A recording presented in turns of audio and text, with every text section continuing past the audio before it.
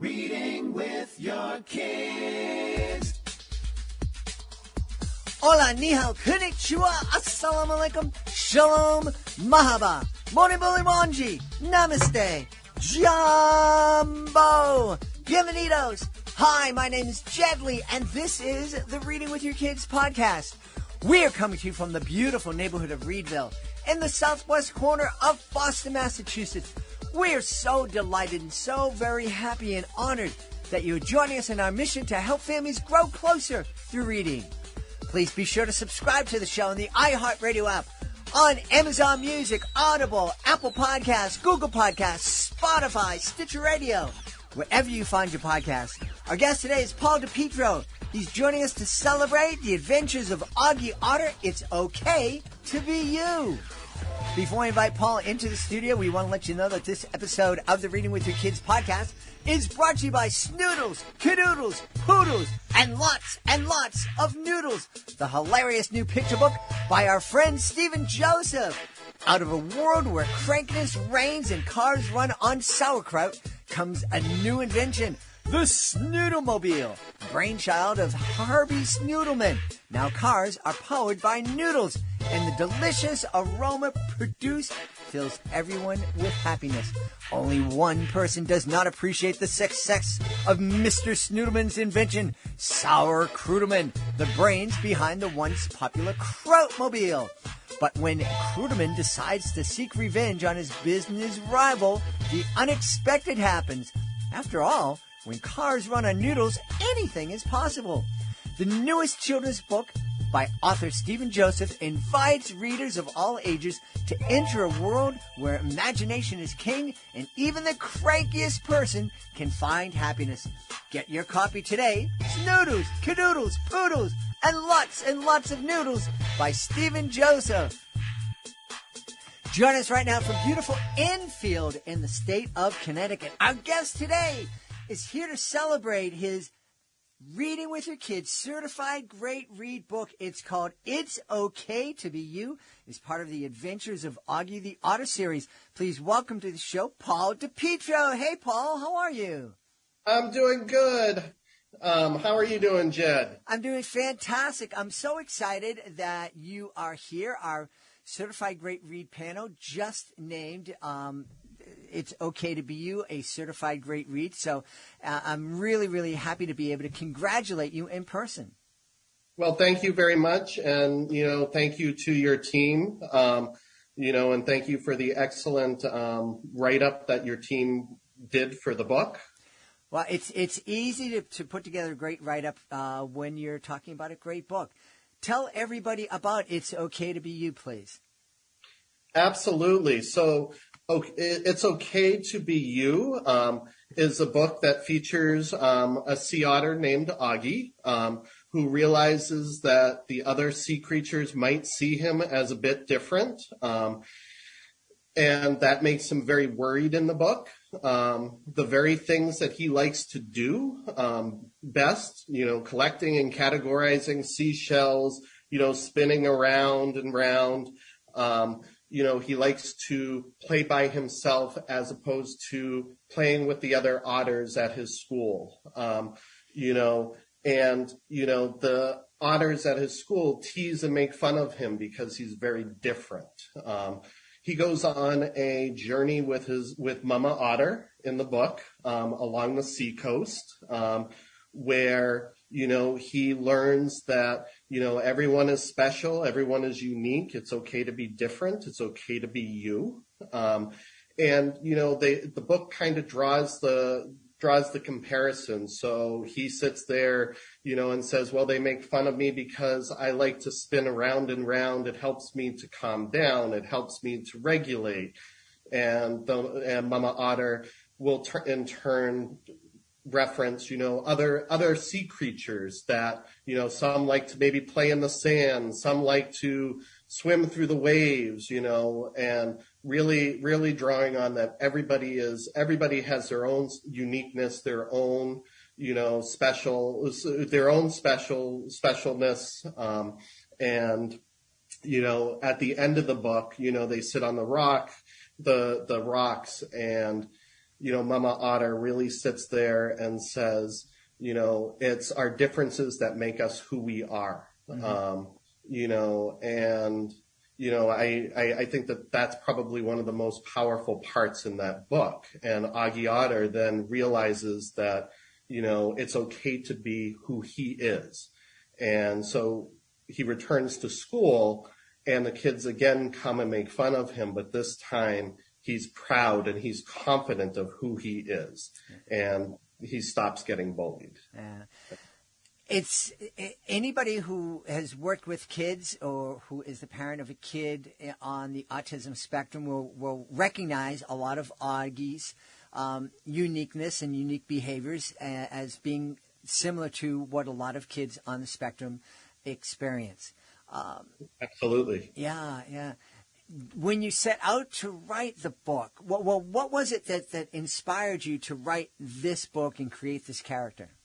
So I actually started out with 3 other books during the pandemic. I had been charged with a task. I'm an autism specialist and behaviorist for Holyoke Public Schools.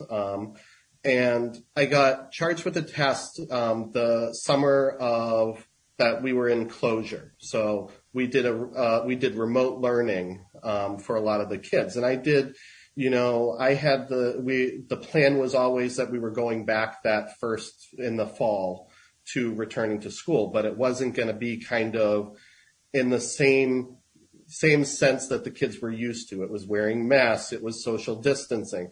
And I got charged with kind of doing a social skills group for a lot of kids, various age groups, to learn reentry skills and what it was going to look like and really prepare them. And, one of the things I did was I reached out to all of the parents that were going to be attending these social skills to ask them, what were some of the fears, what were some of the barriers that their child were experiencing.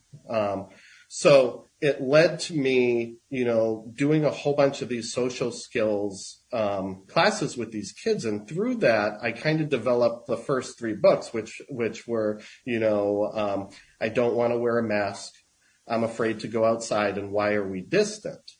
At the end of it, my boss actually sat back and said, well, I think you really have something and should maybe think about getting published. And so I had put it out to several publishers, and, I ended up getting signed in September of last year.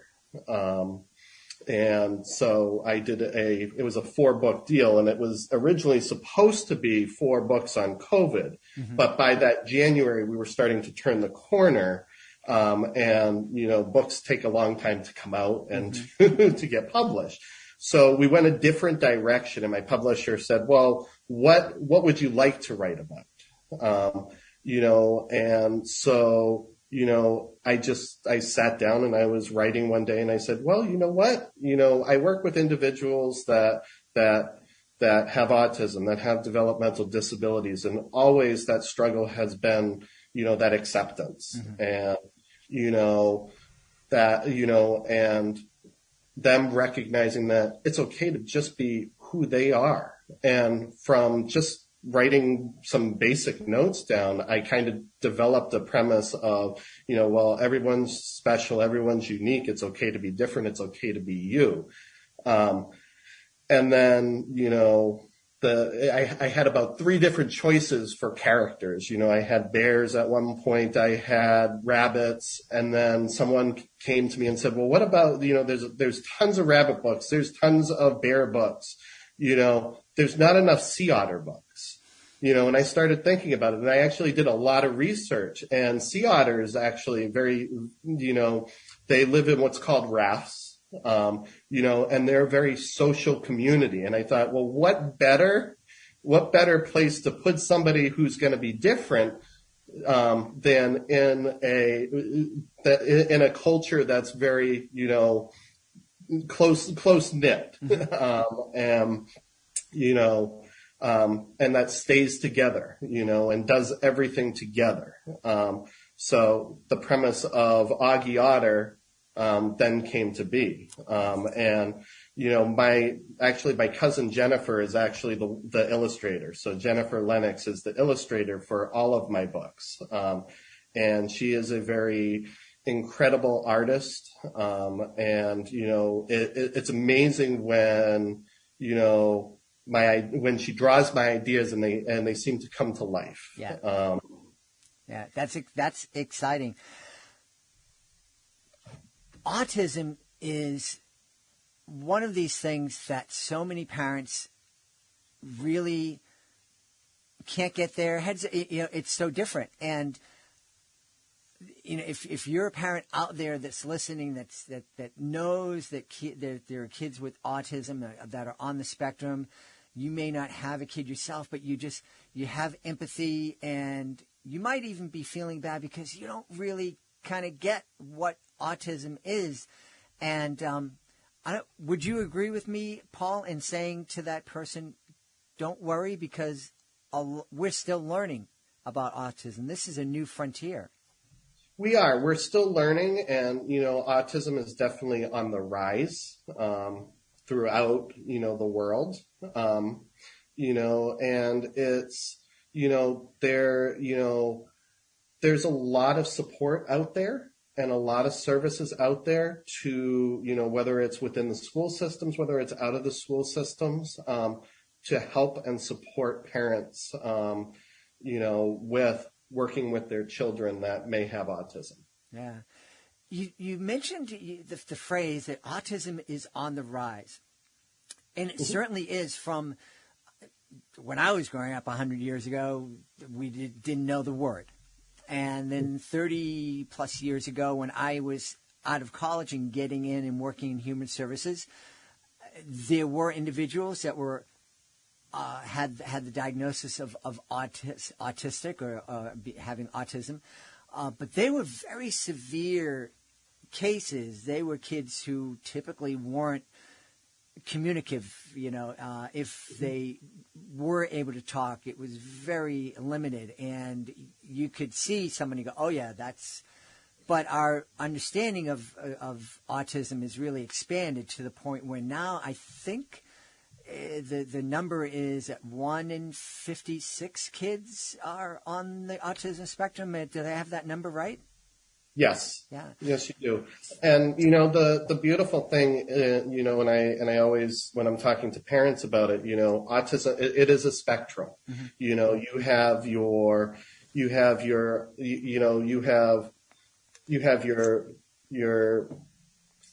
lower function autism, like you're talking, the ones that, that you see that maybe struggle with communication, that struggle, with just everyday living, mm-hmm. All the way up to your higher functioning autism, where, they can, maybe they have a little bit of the social skills, areas of concern, mm-hmm. but they're able to function normally in normal society, and just in a normal classroom setting, in a normal, inclusive setting. Mm-hmm.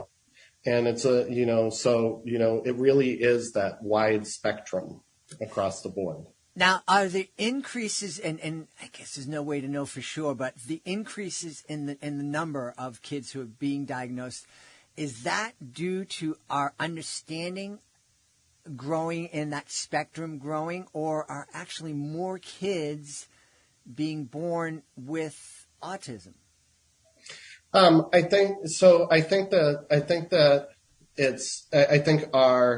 our ability to recognize earlier on, kind of those early signs and those early warnings for someone that has autism. I think that we've gotten better at testing for that, and recognizing and then being able to put in early interventions in place. I am a very firm believer that the earlier that somebody gets diagnosed and gets services, the better they are, mm-hmm. Heading into school. Mm-hmm. So what's the best way now? we know that every kid, because of special education laws that exist, that every kid has the right to get the services they need to achieve and to succeed. But we also know that life isn't perfect, and that there are some schools that are better at providing services, and other schools and systems where you have to fight and you got to be a little bit squeakier wheel. What's the best way for a parent with a child who has autism or is on the spectrum to advocate for their kid to make sure they're getting the services that they need? Well, I mean, it starts with making sure that they have the documentation and the diagnoses going into the school system. And then it's really being that strong advocate, making sure your child has the services that they need, whether it's a one-to-one, whether it is, they need social skills classes within the school setting, whether they need speech and language services, OT services, PT services, and it's really, it's having their voice heard, and it's also, finding those services even outside of, getting those DDS services and involvement early on, so that they can have that additional advocacy for, getting everything that their child needs in place for them. Right off the bat is always the best. Yeah. One of the things that my wife experienced as a special needs teacher was she encountered a number of parents who were adamant that they did not want their child to have that diagnosis of autism presented and placed on them or on a chart. And even though it meant that they weren't going to be able to get the services that the kids really needed, it was like, nope, my kid is not autistic. No way. Don't even say that word. Not being in that position, I don't understand it. Do you have an insight as to why a parent would be really resistant to having their child have that diagnosis? So some of it is that, that they don't want to be viewed as, oh my God, I have a child that has a disability, or I have a child that has, special needs, or I have a child that has autism. And it's kind of, when I work with a lot of parents, whether it's in the community, whether, whether it was in a residential type of facility, whether it is in a school system, having a child that has autism or developmental disabilities as a parent, it's not an easy thing. Mm-hmm. It's a constant struggle that they're faced with on a day-to-day basis. And, it's hard on them, and they don't want to be viewed in society as, I have a child that's on the spectrum, or I have a child that has developmental disabilities. And a lot of it is, that education piece, mm-hmm. that, it's okay, and there's support and there's help out there for you. Mm-hmm. And, my company that I have, which is Growing Up with Courage LLC, some of the work that I do, we provide the in-home behavioral services. We also do parent and educator trainings. And, when I work with parents, it's always, I find that it's most important to hear their story, mm-hmm. and to really listen to their story and what they've been through. And then, to help them work through that as well. And I think that, I put on, what my quote that's on my website is, it's, changing the world one child at a time. And it really is. And, I had a psychiatrist once that told me that, if you've seen one child with autism, well, you've seen one child with autism. Autism presents very differently in each person. Mm-hmm. So, I think a lot of it is just getting the parents more educated, mm-hmm. And, what is autism, that it's not a bad thing, that there's services, that there's supports, that there's help out there for them. Mm-hmm. Yeah, so important.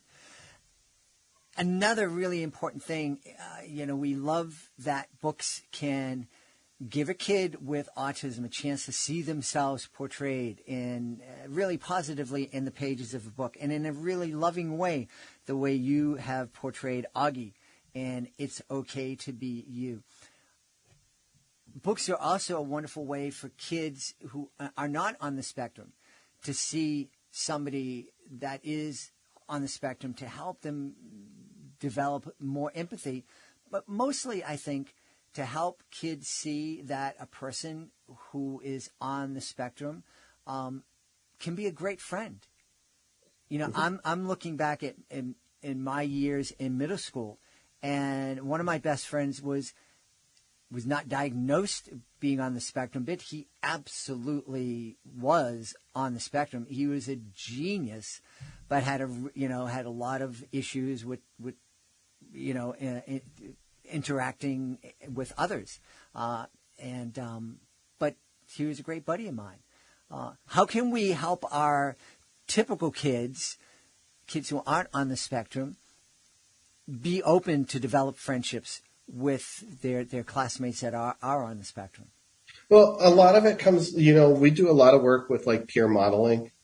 So, when we're teaching kids, that are on the spectrum, we'll pair them up with, your neurotypical child that is, to work on social skills, to work on friendships, to work on play skills, it's amazing to see the friendships that and bonds that are made between the children, similar to what you were saying with your friend in school, and the level of acceptance. I mean, kids are very, can be very accepting, and it's an amazing thing. Yeah. It's a beautiful thing. I know, Paul, people are going to want to know where they can go to find out more. Well, first off, I want to invite everybody to go to readingwithyourkids.com, click on our blog posts so that you can read the review of It's Okay to Be You on our website, the Certified Great Read Review. But also, Paul, where can people go to find out more about the Adventures of Auggie the Otter, and also find out more about your company? So, as far as Auggie Otter goes and my other books, they're up right now. Auggie Otter is up for pre-sale on Amazon. They can go to bricks and mortar. They can go to Barnes and Noble. I am actually looking, Barnes and Nobles is starting up again, a Reading with Kids segments, which I'm going to be participating in very shortly with them. Hopefully up and down the East Coast is what my aim is.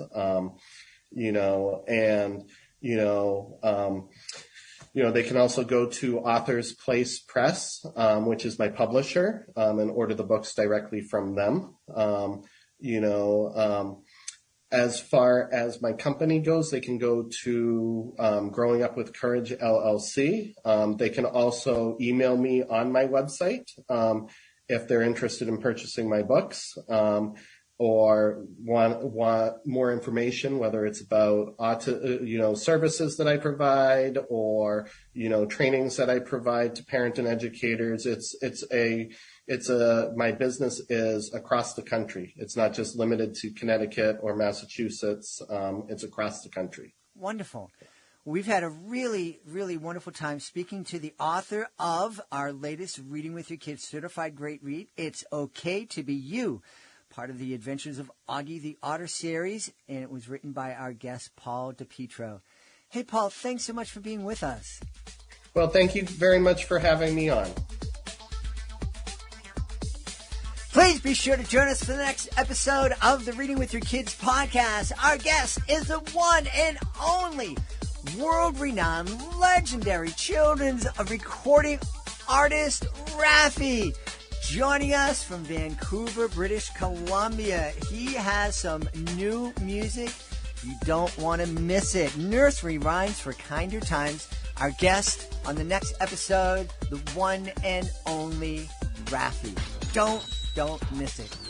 Hey, want to thank the folks who made today's show so wonderful. Of course, we want to start by thanking our guest, Paul DiPietro. Be sure to check out The Adventures of Auggie Otter. It's okay to be you. It's a Reading with Your Kids certified great read. We also want to thank our sponsor, Snoodles, Cadoodles, Poodles, and lots of noodles. The hilarious new picture book by Stephen Joseph. I need to thank my team. They are wonderful. Fatima Khan, Rory Grady, Skylar Strauss. I want to thank my beautiful wife for all the support she gives me. Most of all, we all want to thank you. Thank you so much for taking the time to join us today. And as always, thank you so very much for taking the time to make the world a better place by reading with your kids.